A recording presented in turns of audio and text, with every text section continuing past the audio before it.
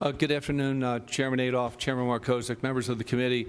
Mr. Chairman, before I commence with my remarks, I just wanted to take a split second to thank you and Chairman Markozik and the members of this committee for the great work that you've done in the past few years with the budget relative to funding programs and services for adults with special needs. This is a mission that is very dear to me personally, but there are many families across Pennsylvania where there are parents literally in their 90s, and they care for a son or daughter that's 60 or 65 that has special needs, an intellectual disability or another kind of disability, and they're on a waiting list for services.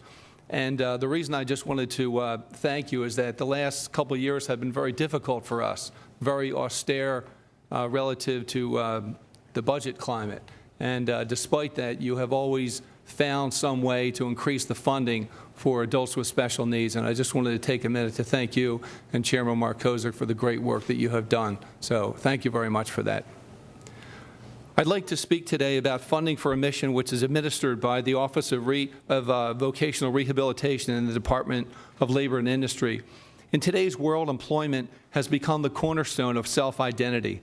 Having a job provides you with the opportunity to earn money, develop skills, increase social status, build friendships, and gain self-respect and dignity. 72.9% of the working-age individuals in Pennsylvania are employed versus 22.7% of those with a cognitive disability. This current low participation rate of our citizens with disabilities in the workforce is unacceptable, especially taking into account how highly trained many of these individuals with disabilities are and how much money has already been invested in their education.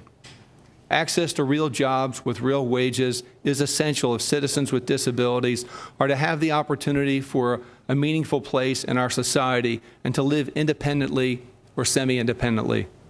From a very young age, we're taught that obtaining gainful employment is an essential aspect of life. In order to accomplish this goal, teachers begin job exploration in the classroom as early as kindergarten with Bring Your Parent to Work Day.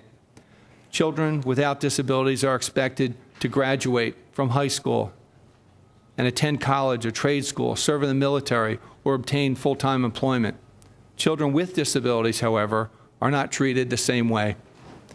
Even the most capable and skilled graduates. In fact, many parents of children with disabilities and many teachers and administrators do not consider vocational training, career and technical education, higher education, or employment as an option, and assume that such possibilities are simply out of reach for students with disabilities. Students with disabilities, like all students, need the best possible educational experience to prepare them for adulthood, and our schools across the Commonwealth do an excellent job in providing this quality education. The single best predictor of employment success after high school is participating in work experiences, mentoring, and internships during high school. Taxpayers, policymakers, parents, educators, and community members have every right to expect that upon reaching adulthood, young men and women with disabilities will work in jobs that are fully integrated with the general workforce, working side by side with coworkers without disabilities, earning minimum wage or higher. We cannot ignore the disparity of employment opportunities between those with and without disabilities. The Employment First movement embraced by the Federal Office of Disability Employment Program challenges old assumptions and requires a new way of thinking. It's time for Pennsylvania to join other states that are leading the way with Employment First policies and procedures and invest in an infrastructure that will result in greater employment rates for Pennsylvanians with disabilities. Employment is the great equalizer. When people are employed, earning money and working side by side with others, many of the issues that separate us simply dissipate. This can only happen in Pennsylvania if we truly believe that upon reaching adulthood, youngsters with disabilities can and will work in jobs fully integrated within the general workforce. It's time that we move from long-term segregation of individuals with disabilities towards full inclusion in our communities by using our public dollars to invest in inclusive practices. In order to adequately prepare and support young men and women with intellectual and developmental disabilities to work and to have the services they need to lead full lives, it is essential that Pennsylvania establish a budgetary commitment to provide necessary support services after high school. Without funding for these services, the taxpayer's prior investment in the education of a student with a disability might not be fruitful, and the young adults with disabilities who have worked so hard in high school to train themselves up to a high level of readiness will lose the marketable skills they have acquired, and they will not have the opportunity to reach their full potential nor to become taxpayers.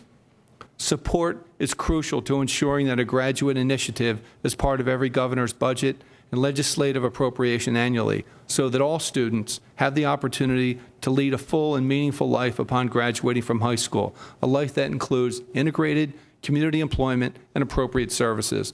The numbers of people with disabilities, especially those on the autism spectrum who are becoming adults and entering the workforce, are projected to grow significantly in the next 5 years. We have an opportunity to forge new directions that will enable these young adults to become productive citizens and taxpayers, and to meet the needs of businesses to find skilled workers. Therefore, today I respectfully request that the committee give full consideration to the financial and the legislative investments needed to properly support this mission of assisting Pennsylvanians who have disabilities, both intellectual and physical, to find the training, coordination of supports and services, and employment placements that they need to live fulfilling and rewarding lives. Chairman Adolph, Chairman Markozik, members of the committee, thank you very much for your time.